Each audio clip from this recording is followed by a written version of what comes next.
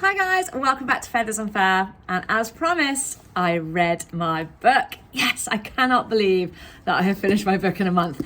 If you know me, it's so hard to read a book. For anyone that's ever worked outside, I literally get into bed and I'm asleep in seconds, and it was really hard to stay awake. I really wanted to stay awake. I was really enjoying reading it, but I'd get sort of 2 or 3 pages in and I'd be like, eyelids dropping. So I'm so pleased that I got through this book and that I have finished it. So this book is What Now Knows by Jennifer Ackerman, and it was a fabulous book. It was so in-depth in detail that for someone like me who was looking to expand the information I already had, it was brilliant.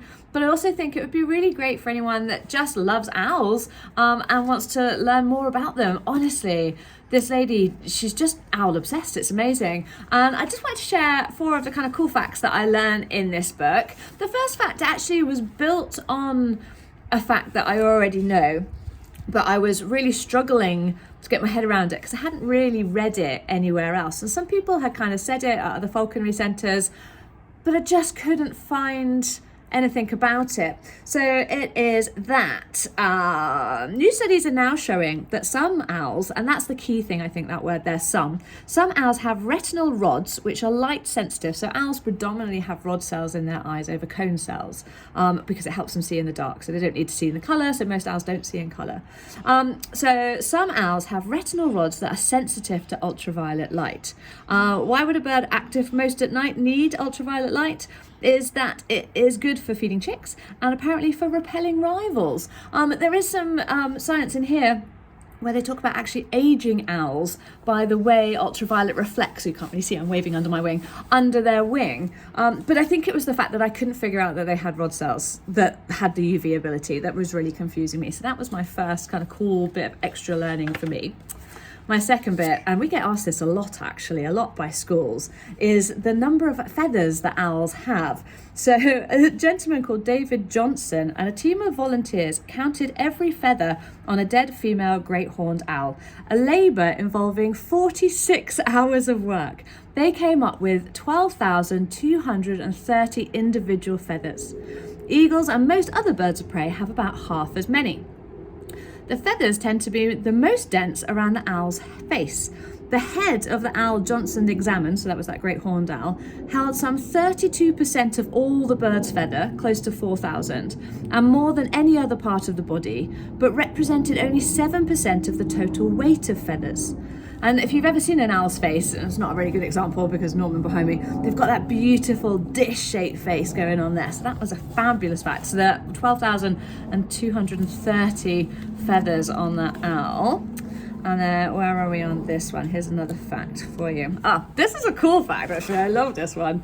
Eastern screech owls in Texas bring live blind snakes to their nestlings, not just for food, but perhaps to keep their nest tidy and sanitary as well.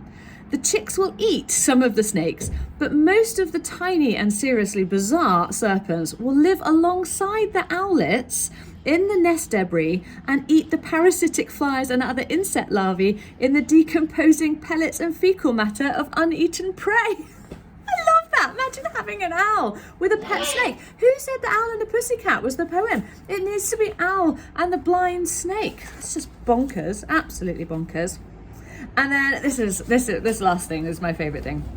Now, for those that don't know, long-eared owls, which are an amazing British species of owl, are found all over the world. But long-eared owls are the only type of owl that congregate in a tree. Nobody really has a proper reason why yet. Even in this book, she still says nobody really knows the reason why. There's lots of guesses and lots of kind of ideas of it. But there is a gentleman that has been going around Serbia, because this seems to be one of the highest concentrations of owls sitting in trees together. And this is in villages. This isn't out in the wild. This is actually in a village with people walking by underneath it. This gentleman, I've lost his name, Ruzik, where are we? Ruzik's record for most roosting long-eared owls in a single tree during his fieldwork is 145 owls, and at one location on a single day, 743.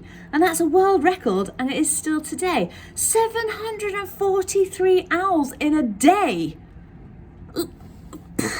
mind-blowing, absolutely mind-blowing. So this book was absolutely fantastic, and you might be able to see how many points where I've got to go back and research the bits that she's talked about. She does list a whole credits at the end.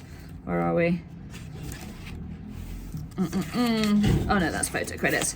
Further reading. She's got whole areas of further reading at the back, and so I have to go off and discover all my further reading. I would have liked to have like little asterisks to each of those further reading where the points had come from, but I think that, you know, that's for me to go and research. So this was my January book. I do highly recommend it. I just bought mine from Amazon, I think, but you guys can get your books from wherever you buy your books from.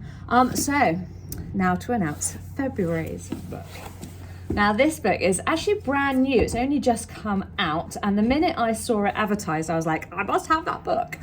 It's a bit more sciencey based, or a bit more kind of facty based, but this is The Secret Life of Birds of Prey, and I'm pretty certain that it is mostly aimed around British birds. Yes, so we've got chapters on peregrine falcons, kestrels, merlins, hobbies, buzzards, red kite, hen harrier, marsh harrier, goshawk, osprey, golden eagle, white-tailed eagle, and sparrowhawk. So it's kind of completely the opposite to the other book. There doesn't seem to be any owls in this book. So this is my February book by Chloé Harmsworth.